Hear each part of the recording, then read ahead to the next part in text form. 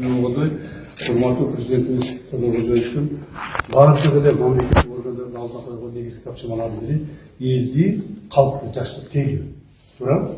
Ошонун арасында эң негизги маселелердин бири бул электр тармагы. Электр тармагы боюнча биздин мамлекетибиз өтө оор акыбалда калган. Оор акыбалда калган, эч нерсе баардык мурдагы имараттар, электр жабдуулар, эч нерсеси жаңыланбастан бардыгы жанагы керексиз акыбалга келип түшкөн.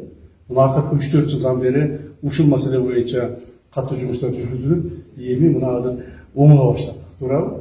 Эгер ушуга чейин мына жанагы оңдоо иштери менен жүрсөк, эми оңолуп, мына өркүндөп өсө турган абалга эми келдик. Ушуга чейин азыр мына биздин мамлекетибизде ушул электр тармагы боюнча президентибиз койгон негизги тапшырмасын аткара баштадыңар деген ойдобуз. Ошондуктан мына быйыл дагы кыш келе жатат, андан сырткары суубуз быйыл аз, чын айтыш керек.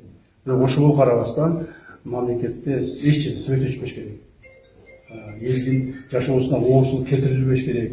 Ошонун баардыгы биздин электриктерге, энергетиктерге тапшырмасы. Ушул тапшырманы салып так аткарасыңар деген мен ойдомун. Жана ушундай имараттар куттуу болсун. Ушундай имараттарды мамлекетибиздин ар бир райондоруна, чоң-чоң шаарларда сөз салыш керек. Ийгилик болсун.